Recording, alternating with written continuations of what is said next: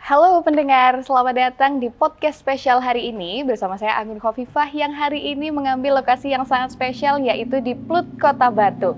Dan hari ini kita akan membahas mengenai upaya intervensi sensitif dalam penurunan angka stunting yang tentunya sudah hadir di tengah-tengah kita bersama narasumber yang luar biasa, Kepala Dinas Kesehatan Kota Batu, Dr. Kartika Trisulandari. Selamat datang, Dok. Halo Mbak Anggun, Apa kabar? Apa kabar hari ini?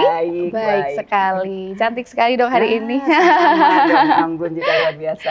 Terima kasih, Dok. Hari ini kita akan membahas mengenai salah satu isu yang mungkin pemerintah Kota Batu saat ini sedang gaungkan, yaitu mengenai penurunan angka stunting yang ada di Kota Batu. Dan mungkin biasanya, Dok, kita mengetahui kalau mengenai penurunan angka stunting itu hanya dilakukan oleh sektor-sektor kesehatan saja, yaitu mungkin sepengetahuan saya disebut dengan intervensi spesifik.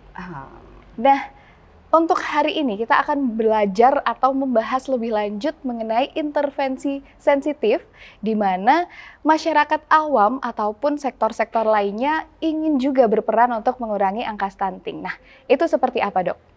Menarik sekali Mbak Anggun, karena intervensi sensitif ini sangat jarang terbahas. Karena selama ini yang paling banyak melakukan intervensi adalah sektor kesehatan. Padahal intervensi spesifik itu hanya memberikan kontribusi 30%. Sementara sensitif tadi yang Mbak Anggun sampaikan itu memberikan kontribusi 70%. Jadi ini sangat menarik untuk bisa dibahas dan bisa nanti dilakukan bersama-sama berbagai sektor. Jadi intervensi sensitif itu Mbak Anggun bukan intervensi yang dilakukan di luar sektor kesehatan. Jadi bisa dari sektor lingkungan, kemudian faktor pendidikan ataupun juga sosial ekonomi.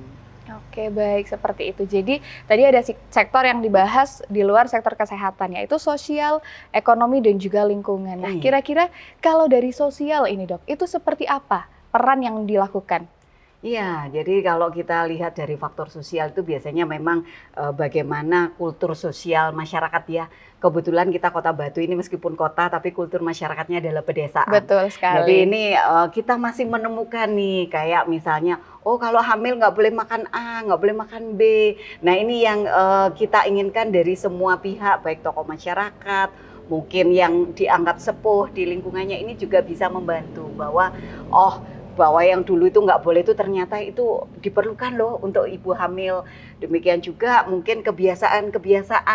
Ada yang nggak boleh A, nggak boleh B gitu ya. Yang ternyata itu sebenarnya boleh dilakukan. Nah itu kultur sosial yang ada di masyarakat kita yang mestinya sudah bisa saling menunjang. Sehingga tidak lagi ketika ibu yang sedang hamil atau punya balita, oh katanya dulu itu kita nggak boleh tuh kayak gini, anak nggak boleh dikasih ikan, karena mungkin nanti kecuali alergi ya, padahal ikan sangat penting. Contoh kultur sosial seperti itu gitu ya. Kalau tadi kita singgung tentang ekonomi gitu ya, bagaimana nanti kita bisa melakukan hal yang bisa dilakukan sendiri. Contoh gampang misalnya di pekarangan ditanemin sayur-sayuran. Jadi kan sudah meminimalkan untuk belanja. Betul. Jadi itu dari sektor ekonomi memperbaikinya di situ. Kalau misalnya juga nggak punya pekarangan, bagaimana tanah kita ini subur, bisa lewat polybag.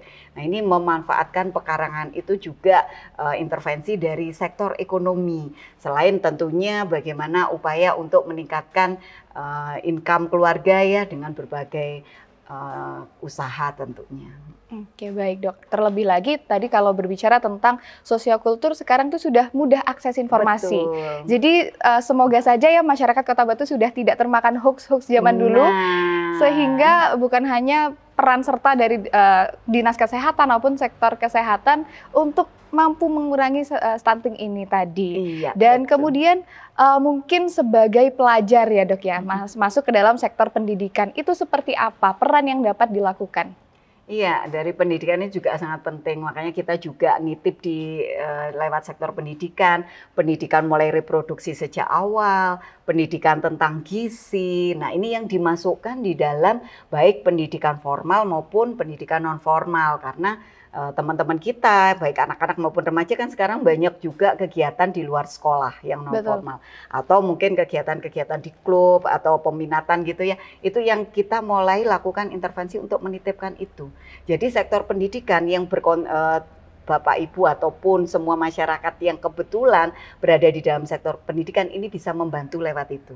Pendidikan reproduksi, pendidikan gizi itu sangat penting. Itu bagaimana upaya-upaya yang dilakukan di luar sektor kesehatan. Seperti itu, Mbak. Oke, baik. Nah, untuk saya percaya apabila intervensi spesifik itu sudah dilakukan dengan baik oleh Dinas Kesehatan Kota Batu. Nah, kira-kira sudah dilakukan sosialisasi terkait intervensi sensitif inikah terhadap masyarakat luas Kota Batu atau seperti apa, Dok? Iya, memang kita upayakan untuk semua sektor bisa terlibat, Mbak Anggun. Tetapi tentunya ini tidak bisa dari sektor pemerintahan saja. Betul. Jadi ini semua pihak. Jadi selalu saya sampaikan, yuk ambil peran sesuai porsi kita. Misal yang sedang saat ini sebagai ibu rumah tangga, bagaimana menyiapkan sarapannya dengan baik, makannya dengan baik, menjaga lingkungan rumah, memilah sampah gitu ya. Kalau anggota keluarga tidak ada yang merokok di dalam rumah. Nah, ini peran seorang ibu yang ibu rumah tangga. Misalnya peran lain, saya ini hanya bisanya memberikan penyuluhan, misalnya seperti ibu kader membantu melakukan edukasi. Kemudian mungkin peran yang lain, tokoh agama, tokoh masyarakat pada saat kegiatan-kegiatan di perkumpulannya berikan sentuhan untuk edukasinya. Jadi ini semuanya bisa mengambil peran di sana.